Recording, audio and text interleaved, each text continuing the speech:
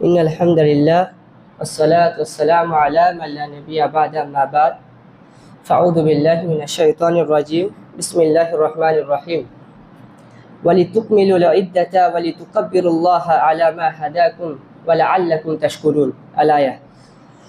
وقال النبي صلى الله عليه وسلم في الحديث المبارك عن ابن عمر رضي الله عنه قال أن النبي صلى الله عليه وسلم أمر بزكاة الفطر قبل خروج الناس إلى الصلاة. الحديث. সমস্ত প্রশংসা সমস্ত আরাধনা সেই আল্লাহ পাকের জন্য, যিনি আমাদেরকে এই পবিত্র রমজান মাসের শেষ জুম্মায় শরীক হওয়ার তৌফিক দান করেছে। তাই তেনারই শেখানো বাণী দ্বারা তেনার প্রশংসা আদায় করি, সকলেই পড়ি কালিমাতুশ শুকর আলহামদুলিল্লাহ। তারপরে পরে জানাবে আহমদে মুস্তফা মুহাম্মদে মুস্তফা রাসূলুল্লাহ সাল্লাল্লাহু আলাইহি ওয়াসাল্লাম, তেনার উপর শত কোটি দরুদ আর সালাম বর্ষিত হোক। সকলেই পড়ি আল্লাহুম্মা সাল্লি আলাইহি আল্লাহুম্মা বারিক আলাইহি। সম্মানীয় উপস্থিতি, আজকে যেহেতু রমজান মাসের লাস্ট দিন, তো আজকের আমার বিষয় হবে ঈদুল ফিতর সম্পর্কে, বা ঈদুল ফিতরের সলাতের আগ পর্যন্ত আমাদের কি কি সুন্নত রয়েছে, কি কি করণীয় রয়েছে তা আমাদের জানা আবশ্যক। তাই সেই সম্পর্কে দু চারটি হাদিস এবং কোরআন থেকে কিছু আলোচনা করবো ইনশাআল্লাহ, মা তৌফিক ইল্লা বিল্লাহ। সম্মানীয় উপস্থিতি, আমাদের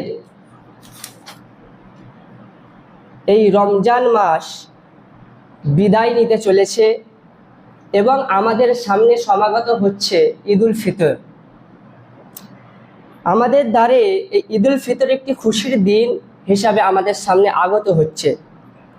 তো আমাদের এই সময়টি একজন মুমিনের দুই ধরনের অনুভূতির সময়। কেননা একটি মুমিন তার অন্তরকে জাগিয়ে আল্লাহর ইবাদতে একটি মাস সিয়াম সাধনার মাধ্যমে কাটিয়েছে, রাত জাগরণ করেছে আল্লাহর উদ্দেশ্যে, আল্লাহর নৈকট্য লাভের জন্য, এবং একটি মাস পার করেছে আল্লাহর কোরআন তেলাওয়াতের মাধ্যমে আল্লাহর একত্ববাদের জন্য। তো তার জন্যে এই রমজান মাস বিদায় তার জন্য একটি খুবই দুঃখের এবং বিষাদের একটি অনুভূতি। এই অনুভূতিটা কিন্তু সকলের আসে না, বা সকলের অন্তরে এই অনুভূতিটা জাগে না। বরং যার অন্তরে ক্ষুদ্র পরিমাণ ঈমান থাকবে তার অন্তরে কিন্তু এই দুঃখ বা এই বিষাদ প্রকাশ পাবে, বাকি অন্য কারণ নয়। অনেকজন আছে যারা যে এই মুসলিমদের একটি রীতি রিওয়াজ মেনে তারা এই রোজাকে পালন করে দেয়, কিন্তু আল্লাহ যে একটি ফরজ ইবাদত করেছে, এটি যে একটি বরকতময় মাস, সেই মাস চিন্তা করে তারা এই ইবাদতকে পালন করে না, বরং তারা ভাবে যে একটি রীতি নেওয়াজ এই হিসেবে তারা পালন করে যায়, যার কারণে তাদের অন্তরে কিন্তু এই দুঃখের একটি অনুভূতি তাদের অন্তরে জাগে না। কিন্তু একটি মুমিনের পক্ষে তা নয়। একটি মুমিন তার অন্তরে সর্বদা একটাই চেষ্টা বা একটি চিন্তা ভাবনা থাকে যে আমি এই রোজা আল্লাহ সুবহানাহু ওয়া তাআলার উদ্দেশ্যে তেনার নৈকট্য লাভের জন্য আমি এই রোজা রাখছি। একটি মাস আমি ফজরে উঠছি, সেহরে করছি, সারাদিন না খেয়ে আল্লাহর আদেশে আমি সেই সিয়ামকে ভঙ্গ করে আল্লাহর আদেশে আমরা ইফতার পালন করছি। এই যে একটি কষ্ট, একটি দুঃখ, এটি একটি মুমিনের আসে, বাকি অন্য কারোর আসে না। তো এই রমজান মাস আজ আমাদের কাছ থেকে বিদায় নিতে চলেছে, কিন্তু এর পরিবর্তে মহান আল্লাহ তাআলা তার বান্দাদের জন্য একটি খুশির মওকা বা খুশির দিন নির্ধারিত করেছে বা দান করেছেন আল্লাহ সুবহানাহু ওয়া তাআলা। তা হচ্ছে এই ঈদুল ফিতরের দিন। তো এখন আমরা জানবো যে ঈদুল ফিতর আল্লাহ সুবহানাহু ওয়া তাআলা আমাদেরকে দান করেছেন ঠিকই, কিন্তু এই ঈদুল ফিতর কবে থেকে উদযাপিত করা শুরু হয় বা কবে থেকে এর সূচনা চালু হয়, এই ঈদুল ফিতরের এই আনন্দ উৎসব পালন করাটা। এ ব্যাপারে একটি হাদিসে এসেছে যে আন আনাসিন قال رسول الله صلى الله عليه وسلم যে কদিমা রাসূলুল্লাহ সাল্লাল্লাহু আলাইহি ওয়াসাল্লাম আল মদিনাতা ওয়া লাহুম ইয়াওমান ইয়ালআবুনা ফীহিমা। বলছে রাসূল সাল্লাল্লাহু আলাইহি ওয়াসাল্লাম যখন মক্কা থেকে মদিনায় অবস্থান করলেন, যখন মদিনায় হিজরত করে গেলেন, তখন কিছু বস্তি আনসারি সাহাবীদের বস্তি দেখতে পেলেন তাদেরকে, তারা 2টি দিন খুবই আনন্দ উল্লাসে উৎসব পালন করছে। তারা খেলাধুলা করছে, আনন্দ করছে, উৎসব পালন করছে খুবই খুশির মাধ্যমে। 2টো দিন, সেই 2টো দিন সম্ভবত নওজান বা মেহেরজান নামক 2টো দিন ছিল।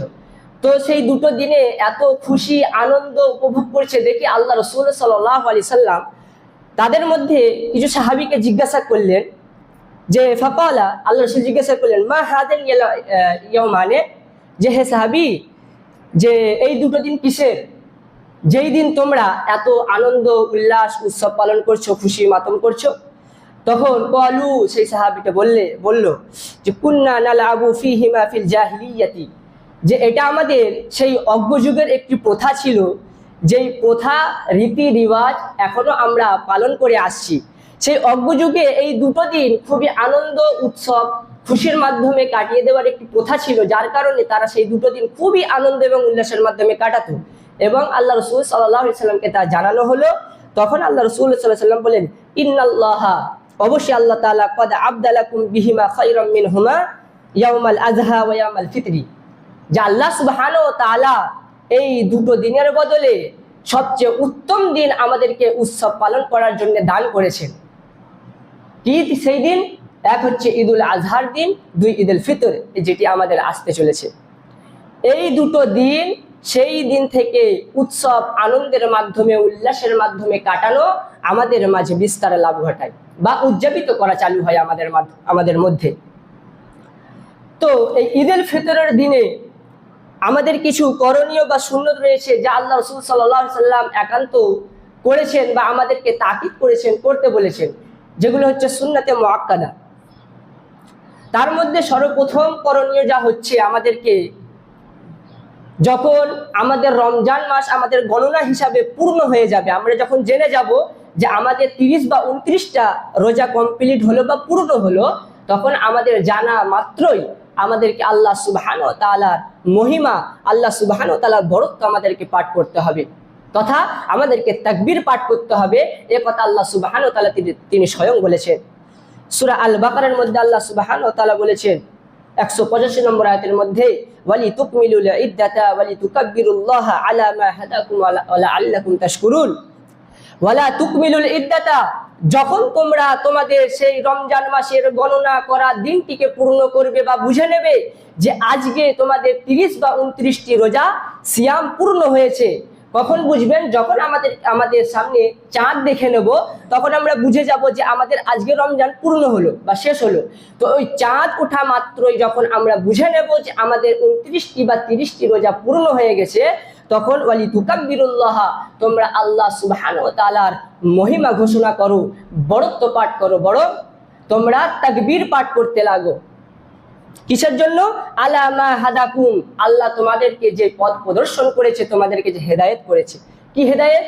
এই যে আমাদেরকে হেদায়েত দিয়েছে এই একটি মাস রোজা রাখার, একটি মাস সিয়াম পালন করার, একটি মাস রাত জাগরণ করার, আল্লাহ সুবহানাহু ওয়া তাআলার বাণী কুরআন মাজিদ তেলাওয়াত করার এই যে আমাদের হেদায়েত দিয়েছে, আমরা যে করতে পেরেছি, এর শুকরিয়া জ্ঞাপনের জন্য আমরা আল্লাহ সুবহানাহু ওয়া তাআলার বড়ত্ব পাঠ করতে হবে, মহিমা ঘোষণা করতে হবে। ওয়ালা আল্লাকুম তাশকুরুন, তোমরা কৃতজ্ঞতা জ্ঞাপন হও আল্লাহ সুবহানাহু ওয়া তাআলার প্রতি, কেননা তোমাদেরকে একটি মাস, এই বরকতপূর্ণ মাসে তোমাদেরকে গুনাহ মাপের জন্য তোমাদের একটি মাস দিয়েছিল, তোমাদেরকে হেদায়েত করেছিল তোমাদের এই রোজা রাখার ব্যাপারে। আমরা হেদায়েত প্রাপ্ত হয়েছি বলেই আমরা আল্লাহ সুবহানাহু ওয়া তাআলার নৈকট্য লাভের জন্য আমরা এই সিয়ামকে পালন করতে পেরেছি।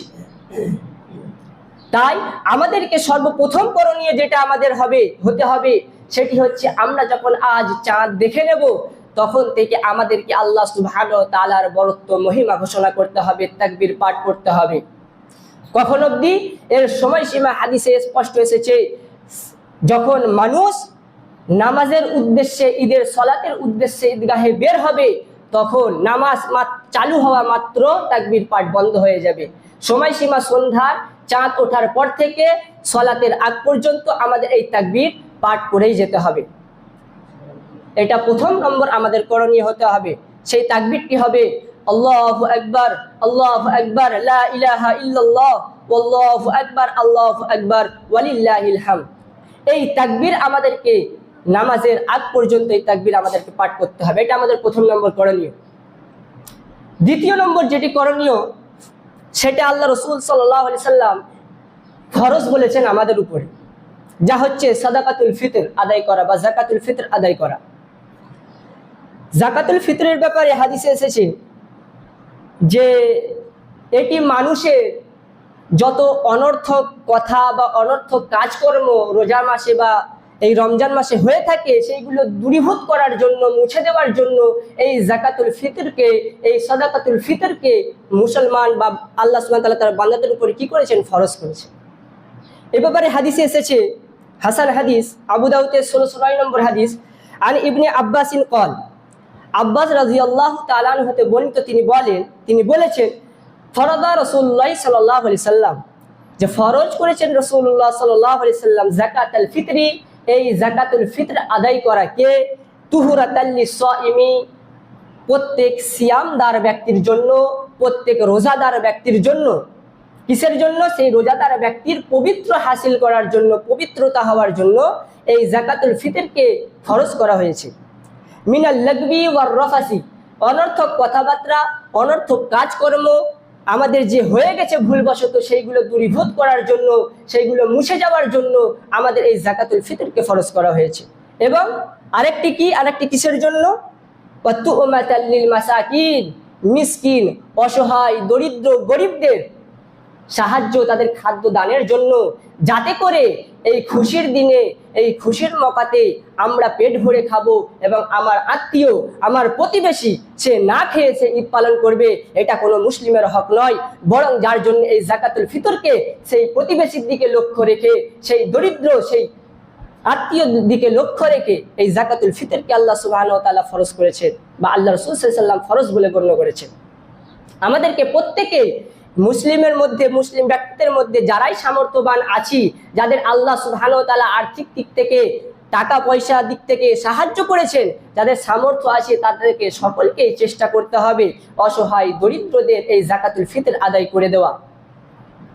যাকাতুল ফিতরের পরিমাণ কতটা হতে হবে, এ ব্যাপারে রাসূল সাল্লাল্লাহু আলাইহি ওয়াসাল্লামের হাদিস, সহিহ বুখারী হাদিস নম্বর 1500 নম্বর হাদিস, আনি ইবনে উমর রাদিয়াল্লাহু আনহু ক্বাল, উমর রাদিয়াল্লাহু তাআলা আনহু থেকে বর্ণিত, তিনি বলেন রাসূল সাল্লাল্লাহু আলাইহি সাল্লাম বলেছে ফরদা রাসূলুল্লাহ সাল্লাল্লাহু আলাইহি সাল্লাম যাকাতুল ফিতরি, যে রাসূল সাল্লাল্লাহু আলাইহি সাল্লাম যাকাতুল ফিতরকে, সাদাকাতুল ফিতরকে ফরজ করেছেন মুসলিমদের উপরে সাআন মিন তামারিন আও সাআন মিন শাঈরিন, যে এক সা খেজুর বা এক সা বার্লি তথা জব, যাকে বলা হয় জব, সেই জব, এক সা জব বা এক সা খেজুরের সমপরিমাণ আমাদেরকে কি করতে হবে? যাকাতুল ফিতর আদায় করতে হবে। এটা হাদিসে সুস্পষ্ট।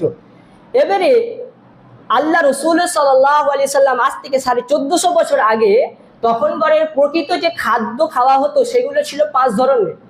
এক, খেজুর, তখন প্রকৃত খাদ্য ছিল খেজুর, কিশমিশ, পনির, জব ইত্যাদি, এইসব 5 ধরনের জিনিস তখন প্রকৃত খাদ্য ছিল। তো এই 5টি জিনিস থেকে তখন করে যাকাতুল ফিতর বা সাদাকাতুল ফিতর আদায় করা হতো। আমাদের এখন এই বর্তমান সমাজে আমাদের প্রকৃত বা প্রধান খাদ্য হচ্ছে চাল। তো আমাদেরকে লক্ষ্য রাখতে হবে, আমাদেরকে চাল দিতে হবে, আমাদেরকে আমাদের চাল থেকে পরিমাণ হিসাব বার করে আমাদেরকে একসা পরিমাণ আমাদের যাকাতুল ফিতর বার করতে হবে।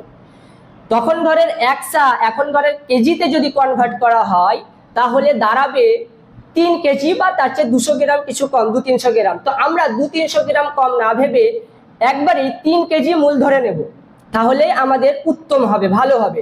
আমরা সকলেই 3 কেজি যাকাতুল ফিতর বা সাদাকাতুল ফিতর বার করে নেব এবং আমাদের পার্শ্ববর্তী আত্মীয় যারা দরিদ্র অসহায়, খেতে পায় না ভালো করে, তাদের দিকে লক্ষ্য করে আমাদেরকে এই যাকাতুল ফিতর আদায় করতে হবে।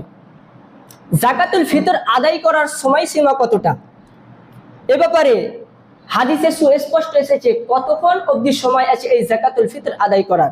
এ ব্যাপারে সহিহ বুখারী হাদিসে এসেছে রাসূল সাল্লাল্লাহু আলাইহি সাল্লাম বলেছেন, আন্না রাসূলুল্লাহ সাল্লাল্লাহু আলাইহি সাল্লাম আমারা বি সাদাকাতিল ফিতর, যে আল্লাহ রাসূল সাল্লাল্লাহু আলাইহি সাল্লাম হুকুম দিয়েছেন মানুষদেরকে সাদাকাতুল ফিতর আদায় করার ব্যাপারে।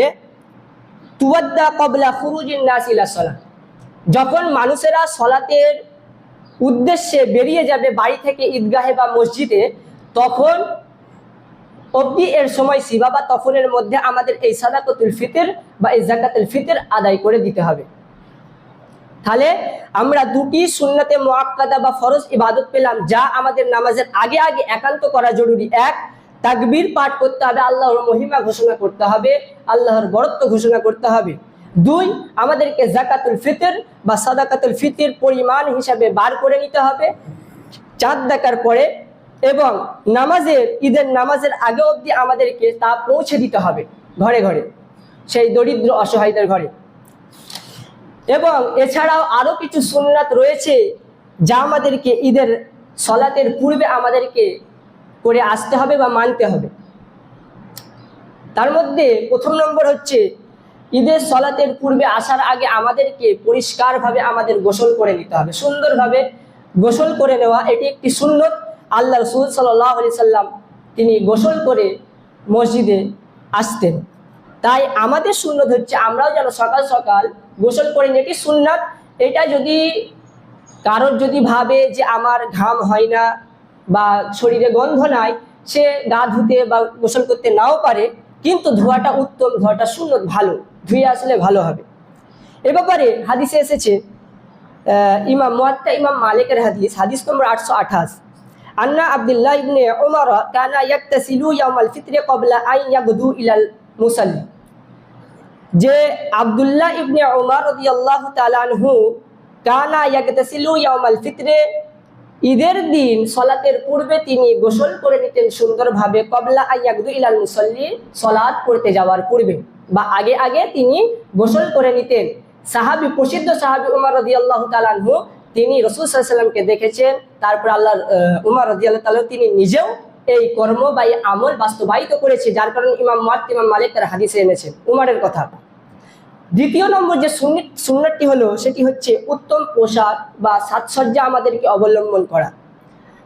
সুন্দর পোশাক বলতেই অনেকে আমরা ভাবি যে নতুন পোশাক বা নতুন জামা কাপড় আমাদের ঈদ আসলেই কিনতে হবে, কিন্তু হাদিসে কোনো এরকম কথা নাই যে ঈদ আসা মানেই নতুন জামা কাপড় কিনে পরিধান করতে হবে। এখানে হাদিসে স্পষ্ট আছে, সহিহ ইবনে খুজাইমা হাদিস নম্বর 1765 নম্বর হাদিস, কানা লিনবী সাল্লাল্লাহু আলাইহি ওয়াসাল্লাম জুব্বাতান ইয়ালবাসুহা ফিল ঈদাইনি ওয়া ইয়াউমাল জুমআতি। পরিষ্কার হাদিস, আল্লাহ রাসূল সাল্লাল্লাহু আলাইহি ওয়াসাল্লামের এক জোড়া জুব্বা ছিল, আল্লাহ রাসূল সাল্লাল্লাহু আলাইহি সাল্লাম সেই জুব্বা পরিধান করতেন দুই ঈদ, ঈদুল ফিতরের দিনে, আর এক হচ্ছে ঈদুল আজহার দিনে, এবং ওয়ায়াউমাল জুমআ, এবং জুমার দিনে। জুমার দিনটাও একটি ঈদের দিন। তো এই তিনটে ঈদের দিনে আল্লাহ রাসূল সাল্লাল্লাহু আলাইহি সাল্লাম এক জোড়া জুব্বা ছিল, সেই জুব্বা পরিধান করত, সেটা তেনার কাছে উত্তম ছিল বা ভালো ছিল। তাই আমাদেরকে লক্ষ্য রাখতে হবে, আমাদের কাছে যে উত্তম পোশাকটি, যেটা আমাদের কাছে ভালো পরিষ্কার, সেই উত্তম পোশাক পরিধান করে আসার চেষ্টা করব, কারণ আল্লাহ রাসূল সাল্লাল্লাহু আলাইহি সাল্লাম তিনি পড়েছেন। তৃতীয় নম্বর সুন্নত হচ্ছে সলাতের পূর্বে আমাদের কিছু মিষ্টি মুখ করে নেওয়া, যা আল্লাহ রাসূল সাল্লাল্লাহু আলাইহি সাল্লাম তিনি নিজেও করেছেন এবং আমাদেরকেও নির্দেশ দিয়েছেন মিষ্টি মুখ করা। তখন ঘরে আল্লাহ রাসূল সাল্লাল্লাহু আলাইহি সাল্লামের যুগে খেজুর প্রকৃত খাদ্য ছিল বললাম, তা আল্লাহ রাসূল সাল্লাল্লাহু আলাইহি সাল্লাম খেজুর খেতেন, এবং খেজুর খেতেন, বিজোড় খেতেন। হাদিস এসেছে সহিহ বুখারী হাদিস নম্বর 953 নম্বর হাদিস, কানা রাসূলুল্লাহ সাল্লাল্লাহু আলাইহি ওয়াসাল্লাম লা ইয়াগদু ইয়াউমাল ফিতরি হাত্তা ইয়াকুলু তামারাতিন, যে রাসূল সাল্লাল্লাহু আলাইহি সাল্লাম ঈদের দিন সালাত পড়তে অতক্ষণ যেতেন না যতক্ষণ পর্যন্ত না তিনি খেজুর খেয়ে নিচ্ছেন, এবং সেই খেজুরের সংখ্যা কতটি হতো, ওয়ায়াকুলুহুন্না উইতরান, এবং তিনি সেই খেজুরগুলো খেতেন বিজোড়। অতএব আমাদের এখন খেজুর নাও খেলেও আমাদের এখন সেমাই, রুটি, অনেক কিছু তৈরি হয়, সেইগুলো হলেও অল্প কিছু আমরা মিষ্টি মুখ করেও মসজিদে আসার চেষ্টা করব। তো আমাদেরকে এই কটি সুন্নতে মুআক্কাদা দুটি হলো, এক তাকবীর পাঠ করা, দুই হচ্ছে সাদাকাতুল ফিতর আদায় করা, আর এমনি আল্লাহ রাসূলের সুন্নত হচ্ছে এই তিনটি, গোসল করা, সাজসজ্জা বা উত্তম পোশাক পরিধান করা, এবং মিষ্টি মুখ করা। এই কটি সুন্নত আমাদেরকে মাথায় রেখে কালকে নামাজের আগে পর্যন্ত যথাযথভাবে পালন করতে হবে, এদিকে আমাদের লক্ষ্য রাখতে হবে। কেননা এ ব্যাপারে প্রত্যেকটি আল্লাহ রাসূল সাল্লাল্লাহু আলাইহি ওয়াসাল্লাম করেছেন, এবং আমাদেরকে নির্দেশ দিয়েছেন, নির্দেশের সাথে সাথে আমাদেরকে তাকিদ করেছেন যাতে করে আমরা করতে পারি। আর সাদাকাতুল ফিতরটা এটা আমাদের বেশি করে একটু লক্ষ্য রাখা উচিত, কেননা একটি ঈদের দিন, খুশির দিন প্রত্যেক মুসলিমের হক হয় মান সালিমাল মুসলিমুনা মিন লিসানি বিয়াদিহি ওয়া লিসানিহি, যে প্রকৃত মুসলিম তারাই যে মুসলমানের হাত এবং জিহ্বা দ্বারা তার প্রতিবেশী নিরাপদে থাকে, ভালো থাকে। তো আপনি যদি প্রকৃত মুসলিম হতে চান তাহলে আপনাকে যাকাতুল ফিতর আদায় করতে হবে, কেননা আপনি যদি মুসলিম হন এবং আপনার প্রতিবেশী, আপনার পার্শ্ববর্তী লোক না খেয়ে ঈদ পালন করছে, সে না খেয়ে কি করছে দেখছেন না আপনি, তাহলে মুসলমানের পরিচয় আপনি দিলেন না। কারণ আল্লাহ রাসূল সাল্লাল্লাহু আলাইহি ওয়াসাল্লাম বলেই দিয়েছেন, প্রকৃত মুসলমান সেই যে নিজের জিহ্বা এবং হস্ত দ্বারা প্রতিবেশীকে নিরাপদে রাখে। আপনি তাকে খাবার দিলেন, তাকে যাকাতুল ফিতর আদায় করলেন, তার ঈদকে সুন্দরময় করলেন, খুশি আনন্দে ভরে দিলেন, এটাই হচ্ছে একটি মুসলমানের পরিচয় বা হক। তো আমাদেরকে সেই দিকে লক্ষ্য রেখে আমাদের ঈদুল ফিতরের আগে আগে এইগুলো পালন করতে হবে। আল্লাহ যেন সেই তৌফিক আমাদেরকে দিক।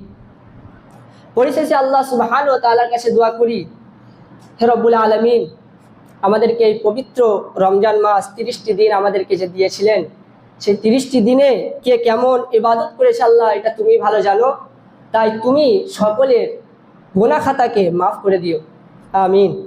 হে আল্লাহ, যারা আপনার ইবাদতে 30টি দিন কাটিয়ে দিয়েছে তাদের